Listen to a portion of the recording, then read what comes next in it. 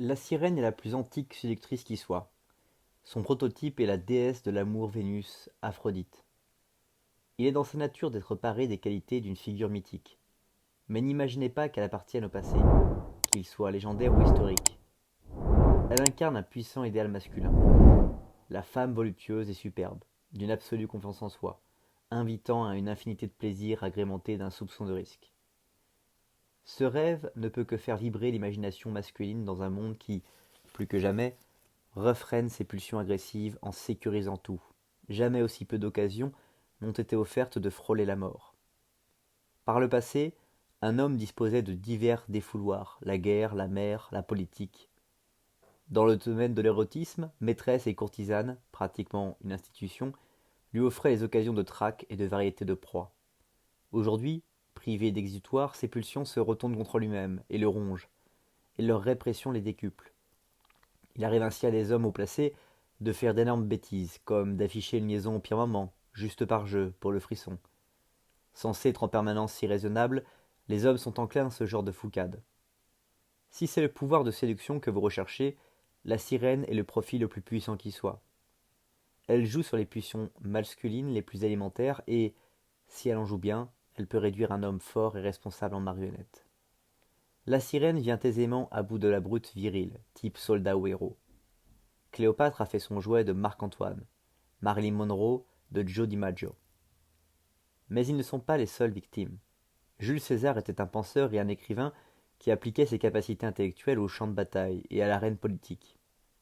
Et le dramaturge Arthur Miller n'a pas moins craqué devant Marilyn que le joueur de baseball DiMaggio. L'intellectuel est d'autant plus alléché par la perspective du pur plaisir physique que son existence en est souvent dépourvue. La sirène n'a guère à se soucier de sélectionner la bonne proie.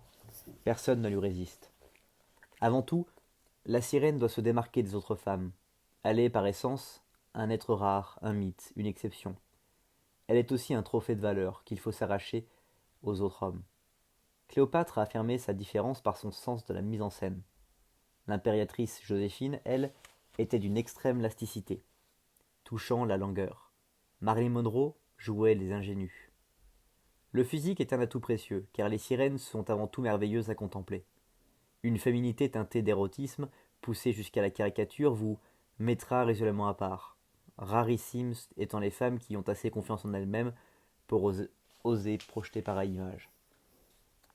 Son style personnel une fois affirmé, la sirène doit savoir déployer deux autres talents essentiels. Susciter une cour si fiévreuse que le soupir perd toute maîtrise de lui-même, et la pimenter d'une once de danger. Ce frisson est étonnamment séduisant. Il n'est pas très compliqué d'amener un homme à vous faire la cour. Il suffit d'une présence fortement érotique. Mais évitez de ressembler à une courtisane ou à une prostituée car les hommes qui s'en intéressent vite. Montrez-vous plutôt distante et insaisissable, un rêve devenu réalité. Les grandes sirènes de la Renaissance, telles Tulia d'Aragon, se calquaient sur le mode de l'époque, les déesses grecques. Aujourd'hui, vous pouvez choisir pour modèle une star de cinéma, n'importe quel personnage au rayonnement unique qui laisse les gens bouche bée. Vous fascinerez les hommes, qui vous assiégeront avec acharnement. Et plus ils s'obtiendront, plus ils auront l'impression d'avoir l'initiative. Voilà une excellente manière de cacher à quel point vous le manipulez. La notion de risque, de défi, voire de danger de mort peut sembler désuète. Pourtant, c'est là un ingrédient essentiel de la séduction. Il ajoute une note grisante à laquelle les hommes d'aujourd'hui ne résistent pas, raisonnables et refoulés qu'ils sont. Le danger fait d'ailleurs partie intégrante du mythe de la sirène. Dans l'Odyssée d'Homère, le héros, Ulysse, passe au large des récifs où chantent ces créatures fatales. Leur chant évoque l'âge d'or, un monde de l'enfance libre de responsabilité et seulement dédié au plaisir. Elles ont des voix tentatrices, fluides comme l'eau. En les entendant, les marins se jettent dans les flots pour les rejoindre et se noient ou, distraits et perdus, précipitent leurs navires sur les écueils. Pour protéger ces matelots des sirènes, Ulysse leur a bouché les oreilles avec de la cire. Lui-même s'est fait ligoter à son mât afin d'entendre leur chant, mais de survivre à cette épreuve et de pouvoir en témoigner. Étrange désir, puisque la griserie offerte est justement de céder à la tentation et de les suivre. De même que les marins de l'Antiquité devaient tenir fermement la barre et rester de marbre, de même l'homme d'aujourd'hui doit travailler dur et suivre tout droit sa carrière.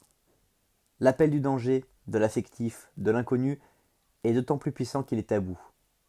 Pensons aux victimes des plus illustres sirènes de l'histoire. Paris a déclenché une guerre pour les beaux yeux d'Hélène. César a risqué son empire. Antoine a perdu le pouvoir et la vie à cause de Cléopâtre. Napoléon, sous le joug de Joséphine, est devenu la risée de toute l'Europe. Joe DiMaggio ne s'est jamais remis de sa passion pour Marilyn, laquelle, pendant des années, empêcha aussi Arthur Miller d'écrire. La sirène cause souvent la ruine de ses adorateurs, qui ne parviennent pourtant pas à se détacher d'elle. Beaucoup de grands hommes ont sans doute un côté masochiste. Ce frisson du danger n'est pas bien difficile à donner, et les autres attraits de la sirène ne sont que plus résistibles. Chez Marilyn, par exemple, c'était son brin de folie qui faisait craquer les hommes. Les sirènes sont souvent totalement déraisonnables, et cela fascine les hommes corsetés par leur relationnisme. Un soupçon de peur est également efficace. Être tenu à distance impose le respect. Votre soupirant ne doit pas s'approcher de si près qu'il puisse vous percer à jour ou remarquer vos petits travers. Suscitez cette crainte par de brusques changements d'humeur. Déstabilisez votre proie. Intimidez-la, de temps à autre, par un comportement capricieux. L'élément le plus important de ce profil de séductrice reste le physique, principal instrument de son pouvoir. Le parfum, une féminité souveraine mise en valeur par le maquillage, et une toilette éblouissante ont d'autant plus d'effet sur les hommes qu'elles n'ont pas de signification. Leur immédiateté court-circuite le processus rationnel, comme fait le leurre chez le gibier et les mouvements de la muelta chez le taureau. On s'imagine souvent qu'une sirène doit être dotée d'une beauté exceptionnelle, celle du visage surtout. C'est faux. Un visage sculptural crée une impression de froideur et de distance. D'ailleurs, ni Cléopâtre ni Marilyn, les deux plus fameuses sirènes de l'histoire, n'étaient exceptionnellement belles. Un sourire, un regard aguicheur sont infiniment séduisants, certes, mais ils ne doivent pas avoir plus d'impact que l'allure générale. Ils sont trop directs, trop évidents. La sirène doit réveiller un désir total, et pour cela, la meilleure stratégie de distraire est d'aguicher à la fois. Et cette capacité tient non pas à une seule qualité, mais à un ensemble de qualités combinées. La voix, c'est la première de ces qualités stratégiquement essentielles. La voix est centrale dans le mythe des sirènes. Elle crée une présence animale et possède un immense pouvoir de séduction. Peut-être déclenche-t-elle chez la victime une régression, évoquant la voix de la mère avec son double pouvoir d'exciter et de calmer l'enfant avant même que les mots ne lui soient intelligibles. Il faut que la voix de la sirène insinue son charme, de façon subliminale et sans lourdeur. Presque tous ceux qui ont approché Cléopâtre ont été frappés par sa voix douce et délicieuse, presque envoûtante. L'impératrice Joséphine avait une voix langoureuse au timbre gardé, sa petite voix de fille, légèrement voilée. Elle s'attache à la rendre plus grave, le résultat fut irrésistible. Laurent Bacal, elle, avait un timbre naturellement grave dont le pouvoir de séduction résidait dans une élocution lente et suggestive. La sirène ne parle jamais vite, avec agressivité et d'une voix aiguë. Elle s'exprime doucement et sans hâte, comme si elle venait de quitter le lit. La toilette. Si la voix doit bercer, la toilette doit éblouir. C'est sa mise en donne à la sirène l'allure d'une déesse. Dans le chapitre de son essai Le peintre de la vie moderne, intitulé Éloge du maquillage, Baudelaire écrit « La femme est bien dans son droit, et même elle accomplit une espèce de devoir en s'appliquant à paraître magique et surnaturelle. Il faut qu'elle étonne, qu'elle charme, idéole, qu'elle doit se dorer pour être adorée. Elle doit donc emprunter à tous les arts les moyens de s'élever au-dessus de la nature pour mieux subjuguer les cœurs et frapper les esprits. » Une sirène célèbre, qui avait le génie de la parure, était Pauline Bonaparte, une des sœurs de Napoléon. Elle se donnait délibérément l'allure d'une divinité antique. Sa coiffure, son maquillage et ses vêtements étaient une évocation de la déesse Vénus. Personne n'eut jamais garde-robe plus raffinée et mieux garnie. En 1798, Pauline Bonaparte créa l'événement en faisant son entrée à un bal. Elle avait demandé à la maîtresse de maison, Madame Permont, la permission de s'habiller chez elle afin que nul ne voie sa toilette avant son arrivée. Quand elle descendit l'escalier, le silence se fit. Elle était coiffée à la grecque avec, comme les bachantes, de pampres dorés de la chevelure. Sa tunique diaphane, à l'ourlet brodé d'or, laissait deviner sa silhouette sculpturale.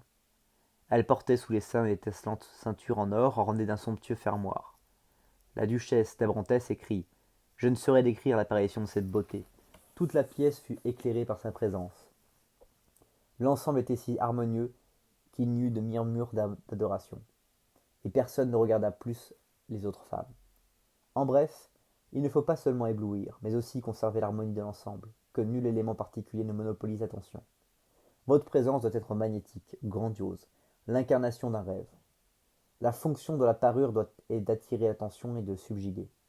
Chez la sirène, le vêtement peut aussi souligner l'érotisme, de façon éventuellement provocante, mais plus souvent suggestive, discrète, pour ne pas paraître manipulatrice. Un corps subtilement dénué ne se révélera qu'en partie, mais une partie qui excite et stimule l'imagination. Marguerite de Valois, la scandaleuse reine Margot, fille de Catherine de Médicis, fut, à la fin du XVIe siècle, l'une des premières à porter des robes décolletées, pour la bonne raison qu'elle avait la plus belle poitrine du royaume. Quant à Joséphine de Bonaparte, elle montrait surtout ses bras, toujours nus. Le maintien. 5 siècles avant notre ère, un roi de Chine, au nom de Gnuzhong, choisit parmi les plus belles femmes de son royaume la courtisane Cixin, afin de réduire à merci son rival Fujai, roi de Wu. À cet effet, il fit enseigner à la jeune femme tous les arts de la séduction. Le plus important était la gestuelle, qui devait être d'une grâce suggestive. Cixi apprit à s'avancer, vêtue de ses atouts, comme si elle effleurait à peine le sol. Quand elle déployait enfin tous ses grâces devant lui, Fushan fut vite conquis. Nul n'avait jamais vu une femme marcher, ni se mouvoir de la sorte. Obsédé par sa présence frémissante, par ses façons et son air compassé, Fushan devint tellement la proie de sa passion qu'il laissa démembrer son royaume. Junshan l'envahit et le conquit sans combat. La sirène évolue gracieusement, sans hâte, comme sa voix, ses gestes et son maintien suggèrent plus qu'il ne montre, suscitant subtilement le désir. Votre attitude doit être un peu alanguie, comme si vous aviez tout le temps du monde pour vous consacrer à l'amour et au plaisir.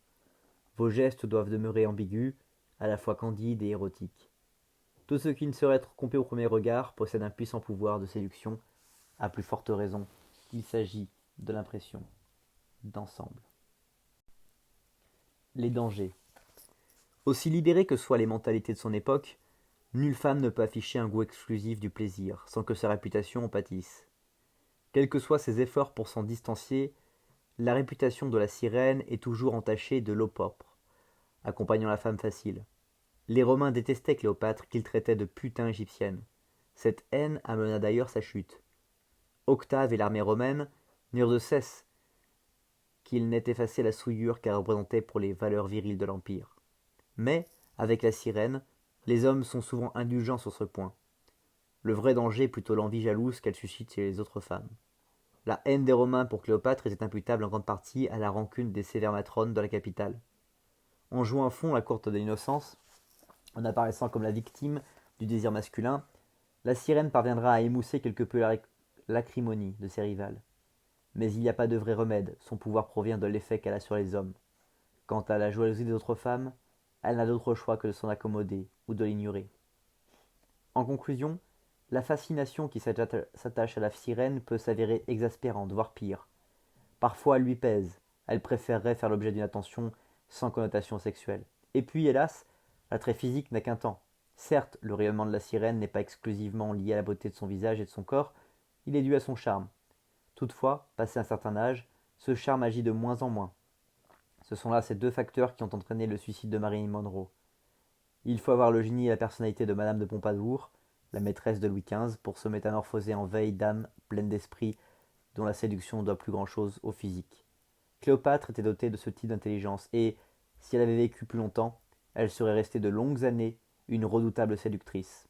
La sirène doit réparer ses vieux jours en pratiquant de bonne heure des formes de coquetterie plus psychologiques que physiques, afin de conserver son pouvoir lorsque sa beauté se fera fanée.